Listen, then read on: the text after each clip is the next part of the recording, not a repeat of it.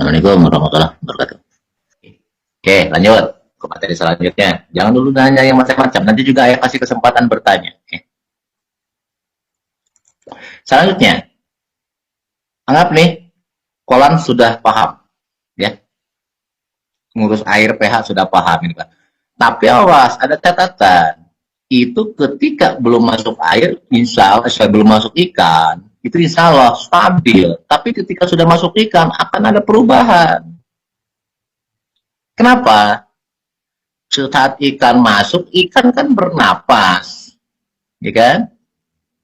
Oke, dia mengeluarkan karbon monoksida juga loh itu. Oke, artinya akan ada perubahan. Makanya kenapa harus ada oksigennya terus-terusan? Itu yang pertama.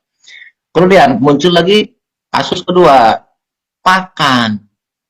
Saat masuk pakan, itu akan terjadi reaksi juga di air.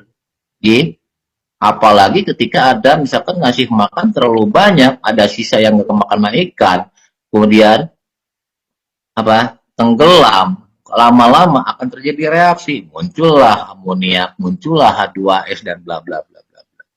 Masalah nanti di airnya.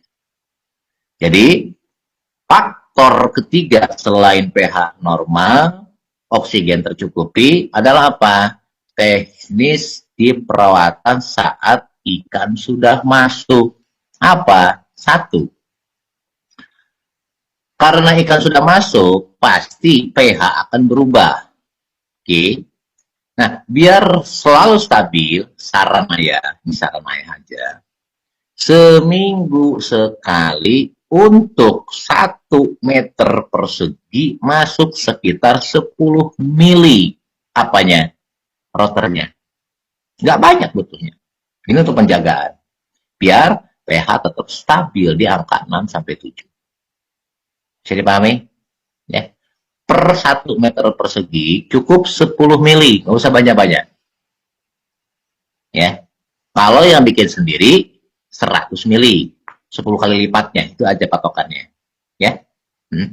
Kalau rotor yang dari KPDM pusat itu cukup 10 mili per 1 meter persegi, berapapun tinggi airnya, sama. Ya. Kita belum membahas dulu berapa sih tinggi airnya, belum, nanti kita bahas. Ya. Terus yang kedua, ketika antum ngasih pakan, ya, jangan lebih dari 3% dari jumlah bobot ikan yang ada. Jumlah pakan yang diberikan jangan lebih dari 3%. Kenapa? Setelah ayah amati, ternyata yang terserap oleh ikan itu nggak lebih dari 3%. Ketika jenengan ngasih lebih dari 3%, ya, misalkan ngasih 5% lah dari total bobot, maka sisanya, walaupun dimakan, tetap nggak terserap semua sama ikannya. Sisanya masih berbentuk utuh, proteinnya keluar, dan bla bla blanya keluar, kandungan itunya, dipakan itu. Dan itulah yang akan memicu apa? Memicu suatu reaksi. Ya. Menimbun, ujung-ujungnya, ya itulah terbentuk apa? Terbentuk amonia, terbentuk H2S. Dan itu semuanya racun buat ikan. Paham? Ya. Kemudian, saran ayah, saat jenengan ngasih pemberian pakan nanti, ayah belum berbicara pakannya seperti apa, belum. Kita ini teknis aja dulu, teknis dulu. Pemberian pakan itu sebaiknya dibikin 2 kali sejelek-jeleknya. Kalau untuk ikan yang bersisik, apapun jenis ikannya yang bersisik, maka 50-50. Pagi separohnya, sore separohnya. Oke? Jadi pahami? Tapi pagi itu jangan terlalu pagi. Saran ya jam 9. Jam 9 pagi. Nanti sorenya jam 4. Rutin kan jam segitu. Kenapa? Metabolisme ikan mulai berfungsi normal, ya, itu setelah jam 9 pagi. Itu baru normal metabolismenya. Jadi kalau jenengan ngasih makan jam 7, itu belum sempurna penyerapannya. Ujung-ujungnya nanti malah keburu keluar. Ya. jadi PSS nanti. Oke, lanjutin. Kalau untuk ikan yang tidak bersisik, ya, apapun, mau belut, kayak mau sidat, kayak pokoknya yang tidak bersisik lah, tidak ada sisiknya, itu ngasih pakannya saranaya di 3 kalikan. Pagi jam 9, kemudian jam berapa lagi? Jam 2 siang, ya. Tapi persentasenya 20% pagi, 20% siang. Nah, sisanya 60% dikasihkan malam hari. Sebaiknya di atas jam 7. Kalau saran ayah itu di atas jam 7 malam, jam 7 atau jam 8. Cuma cuma apa?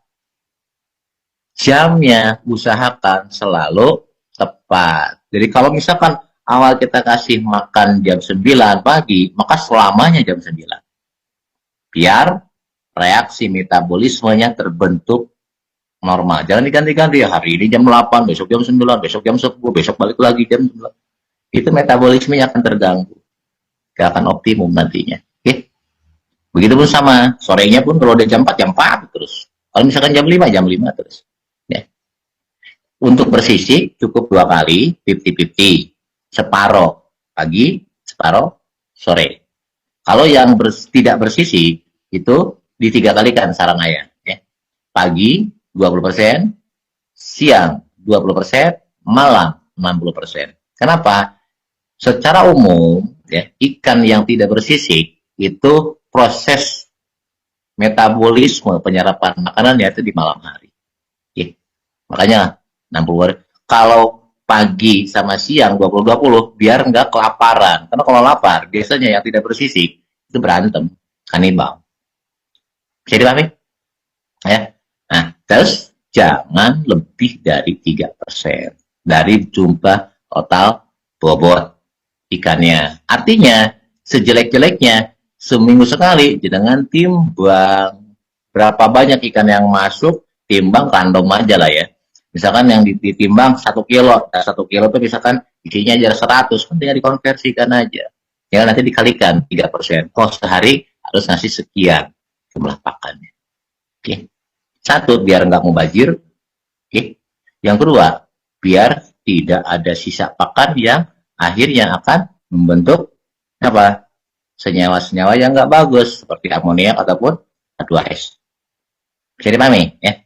Nah, insya Allah kalau itu dipegang, kualitas air akan bagus terus. Oke. Jangan heran kalau misalkan jenengan lebih dari itu, termasuk teknik pemberian pakannya pun salah, nanti akan banyak pakan yang tidak termakan, terbuang, akhirnya apa? Air pun akan berubah, ada yang jadi bau lah. Oke. Ketika amoniak tinggi, H2S tinggi, otomatis pH pun akan ikut tinggi dengan sendirinya. Ya. Dan yang bisa dilihat cirinya di permukaannya keluar buih-buih seperti busa. Ya. Paham?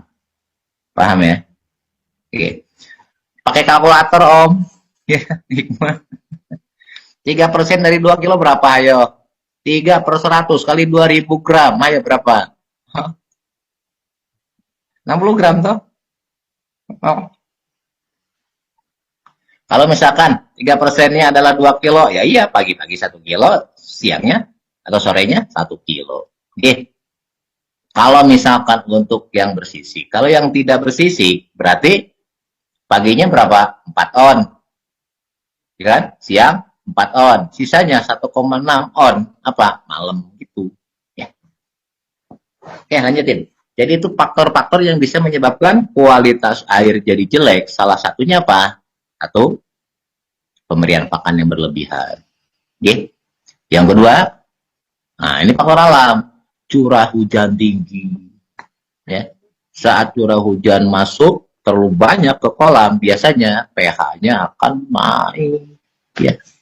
Tapi dengan konsep pemberian rutin seminggu sekali, alhamdulillah selama ini kita aman-aman aja.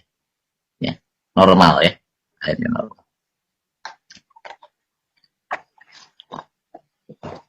Oke, lanjut. Nah, sekarang faktor yang keempat di masalah budidaya perikanan yang bisa berpengaruh. Gini. Saya tadi udah singgung. Ini ikan bersisik sama ikan tidak bersisik. Ya. Ikan bersisik, yuk suhu rendah, oke, bukan suhu rendah. Di dataran rendah, menengah ataupun tinggi, biasanya tidak terlalu kelihatan signifikan perbedaannya. Tapi awas hati-hati.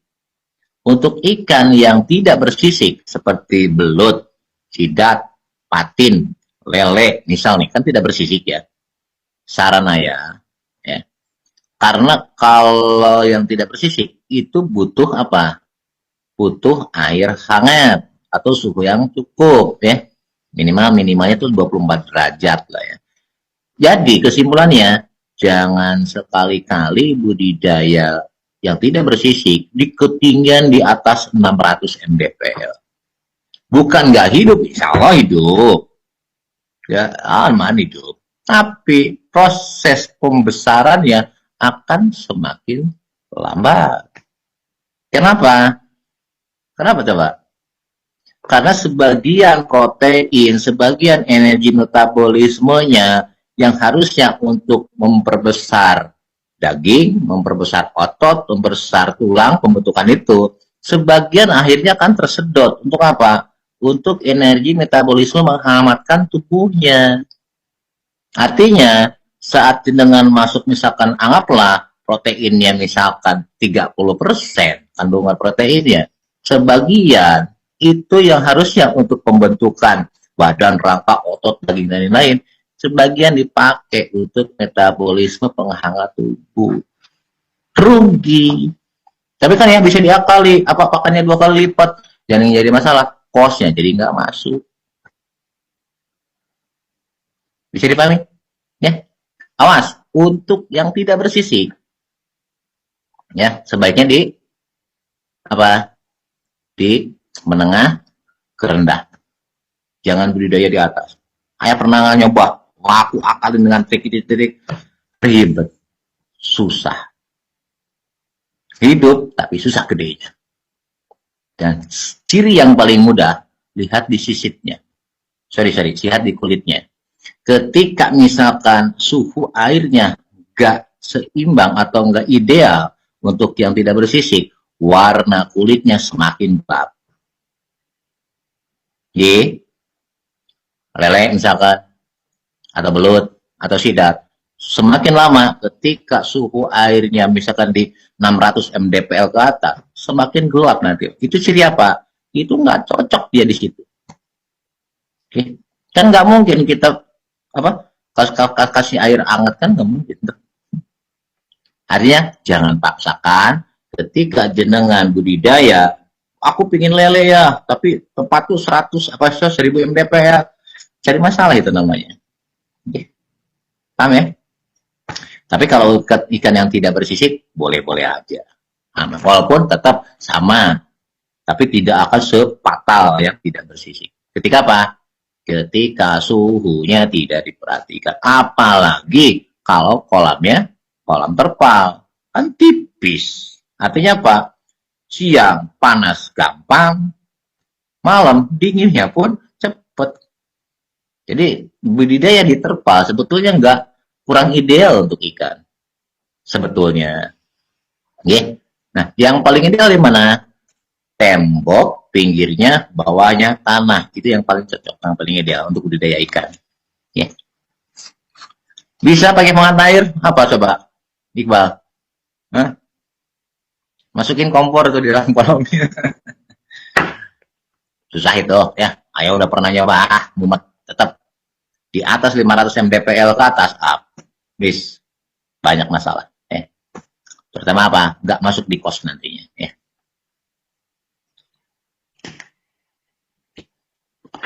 Awas, itu pakem yang keempat. Saya berbicara masalah secara umum dulu aja ya. Untuk pakem yang kelima, yang harus diperhatiin, biar tidak sampai kolab di dayanya ya. Saranaya nih. Walaupun misalkan kolam anggaplah anteng-anteng aja, saranaya ya. 3 minggu sekali itu air buang, kemudian ganti air baru. 3 minggu sekali. Serius ini. Ini pakem kelima, justru ini faktor X nomor 1. Ketika kita ingin menggenjot pembesaran lebih cepat. Kenapa? Gini. Hampir untuk semua jenis ikan hampir sama. Ya. Apalagi kalau ikan yang bersisik. Ya. Itu lebih cepat. Gini. Ketika jenengan, oke, dengerin. Ketika jenengan pelihara ikan, ya, saat 3 minggu jenengan airnya kuras, tapi yang kira-kira tetap si ikan masih bisa berenang ya, jangan sampai habis bener, jangan. Apa nih agro? Aku pernah ya pelihara di daerah Batu Malang, ikan lele segede jempol usia 5 bulan. Ya itulah. Ya. Makanya perhatiin dulu deh ya. Kita lanjutin. Kenapa gini?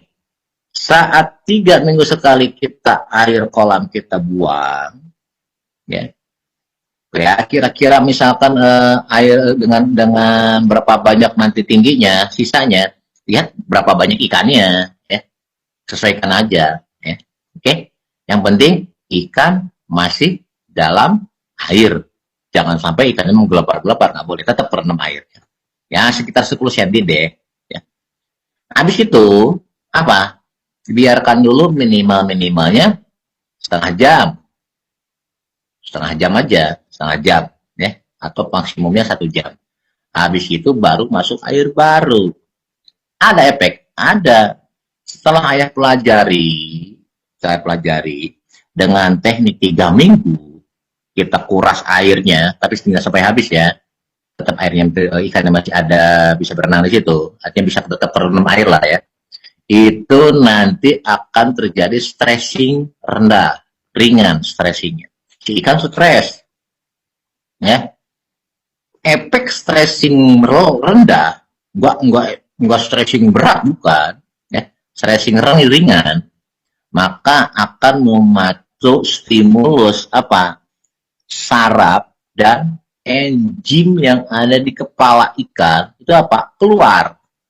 Ketika enzim itu keluar, itu akan memacu saraf untuk proses apa? Pendongkrak pertumbuhan. Ini alamnya. Ya. Jadi setelah setengah jam, jangan lama-lama lah ya, maksimal sejam deh. Ya. Masukin air baru, stressing, tapi stressing baik malah. Kenapa? Enzim pemacu pertumbuhan yang ada di kepala ikan, rata-rata biasanya ada di kepala ikan. Kalau antum pecah, itu ada kecil kayak apa ya? Kayak batu kecil putih ya. Kemudian dikelilingi dengan seperti minyak. Nah itu keluar, insya Allah memacu pergerakan percepatan pertumbuhan ikan. Apapun ikannya. Oke. Jadi sarana ya, biar cepat gede, 3 minggu sekali, airnya surutkan. Buang maksudnya, sisain lah kira-kira ikan masih bisa kerendam selama 30 menit aja biar aman. Hipofisa bisa, ada yang bilang hipofisa, tapi sebetulnya bukan itu sih ya. Ada enzimnya ya. Bisa dipahami ya, itu trik alaminya ya. Lakukan 20 hari sekali atau 21, 3 minggu udah habis gitu ya. Dan itulah salah satu teknik ayah budidaya ikan lele dari ukuran 46 atau 57 itu bisa 45 hari aku panen, ukuran 1 kilo 8 sampai 10 ekor ya. Bisa di kami. Oke, apa nih? Kalau cara dulu kan dibuka ke online ya, itu ini lebih simpel lagi. Waktu nguras pagi apa sore? Sebaiknya pagi ya. Biar agak anget.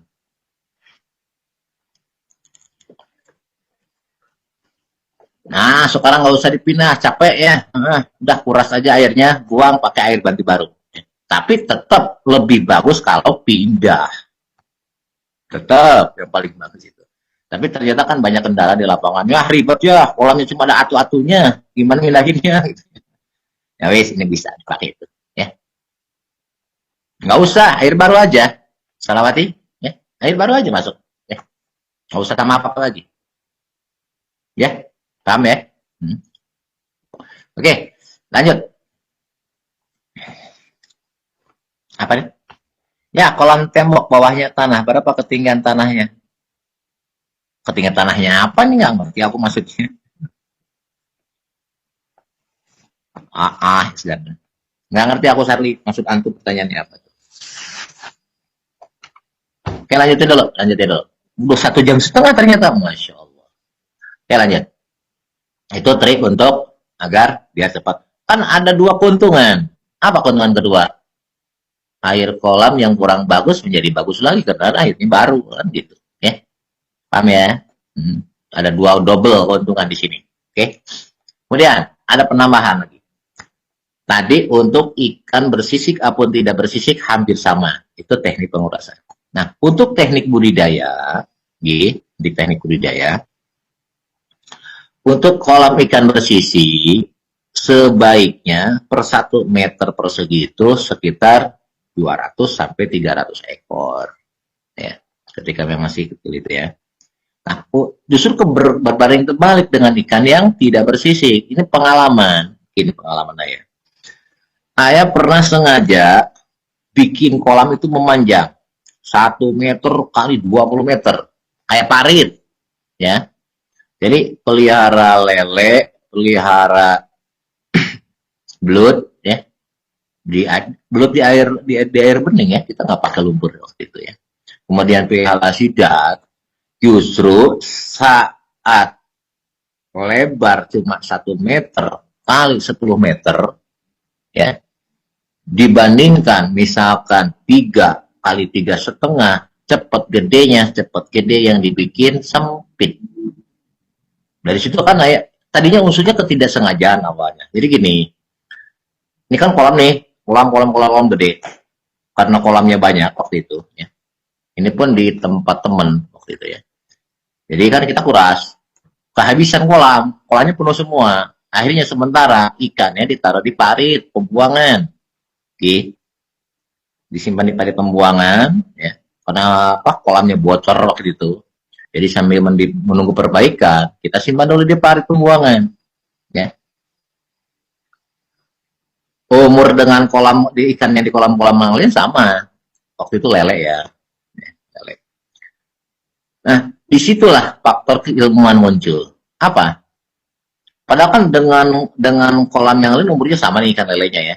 Saat selesai pembenahan perbaikan kolam, hampir kurang lebih sekitar 2 minggu, ya.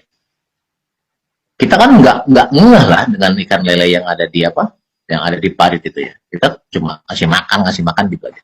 Begitu dipindahin, nah, ayah agak curiga kok gedenya beda gitu loh. Akhirnya coba deh kita ambil sampel dari yang kolam yang lain, yang padahal umurnya sama nih, yang umurnya sama kan. Kita perbandingkan, ternyata hampir 40% lebih gede yang di parit tadi. Mikir di situ ayah. Oh, jangan-jangan nih. Akhirnya apa? Kata aku, bisa nggak yang barusan di parit itu cuma separuh kata kita masuk ke kolam. Separuhnya lagi kita tetap di parit. Oke. Di parit yang kecil itu ya, yang kecil. Tapi panjangnya diturunin. Karena kan separuh berarti kita turunin juga separuh lagi. Ternyata begitu sebulan kemudian 1:2. Artinya yang ada di parit ya itu 1 ekor ketika ditimbang hampir sama dengan rata-rata 2 ekor yang di kolam. Nah, ya pikir waktu itu kan, jangan-jangan ini cuma kebetulan. Kedua kalinya tak tes, bukan cuma ikan lele, aku coba ke sidat, aku coba ke belut ya waktu itu. Ternyata ada satu kesimpulan, hampir sama kasusnya. Ketika yang tidak bersisik sering terkena gesekan antar satu sama lain, ternyata memicu enzim pertumbuhannya keluar. Ya, habis itu baru punya satu kesimpulan, oh harus pada tebar. Oke, kesimpulannya itu. Nah, setelah kita coba untuk ikan lele, untuk 1 meter persegi itu minimal harus 500 ekor yang masuk untuk ukuran 46 atau 57. Oke. Saya dipahami. Ya. Lebih banyak, lebih bagus kalau sanggup. Misalkan 1000 ekor per 1 meter perseginya. Ya. Dari situ akhirnya muncullah sebuah keilmuan. Kita coba beberapa kali, beberapa periode, ternyata semakin padat, khusus untuk yang tidak bersisi, ternyata lebih cepat besarnya. Itulah salah satu faktor rahasia lele bisa panen 45 hari. Jadi bukan hanya sebatas kualitas air saja, bukan sebatas pakan aja, bukan sebatas nutrisi tambahan, tapi jadinya apa? Faktor ukuran kepadatan pun berpengaruh. Paham? Sampai situ dulu deh. Ada yang ditanya nggak? Mau? Satu, aku juga capek ngomong terus. Apa nih? Ayo, mau yang mau nanya?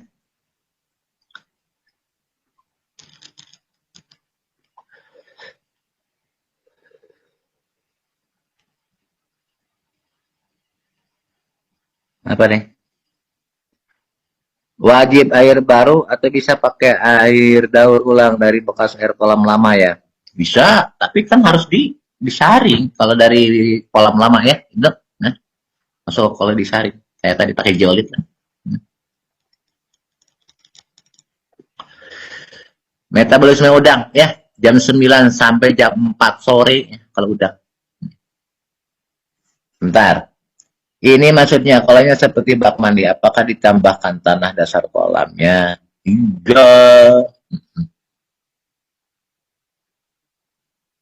Iyalah. Dengan sendirinya. Makanya air tadi seperti yang bilang tadi dari awal. Tadi udah diterangin kita berapa sih minimum airnya ini harus ya. Air selama ini 3%. Ya. Kalau nila ayam biasa 300 ekor.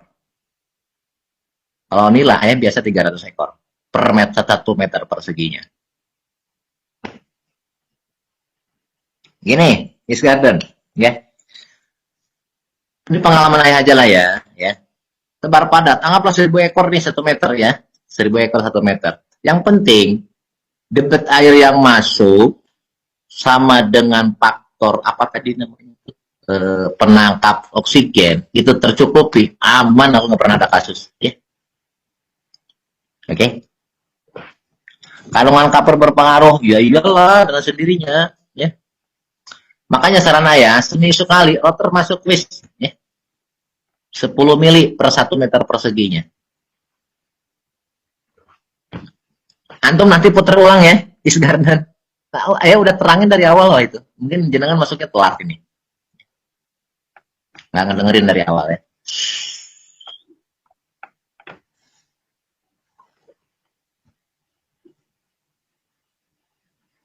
Makanya agro bikinlah penangkap oksigen, selesai masalahnya ya. Ayah pernah nyoba dengan teman-teman waktu itu, ayah pernah coba. Itu pelihara sampai 2000 ekor 1 meter. Pernah aku nyoba. Alhamdulillah aman sampai panen. Tapi air yang masuknya itu segede betis. Ya, serius. Ya. Airnya masuk segede betis. Masuk. Kurang lebih di meter 2 meter berapa? 2 inch setengah paralonnya. Alhamdulillah. Aman-aman aja. Ya. Bisa dipahami ya? Sudah? Kalau sudah, kita bahas ke materi terakhir. Ya. Pakan. Oke? Air tadi sudah ya. Sekarang kita ke pakan. Ya, gimana caranya? Pakan yang murah, tapi hasilnya tetap bagus. Kan itu.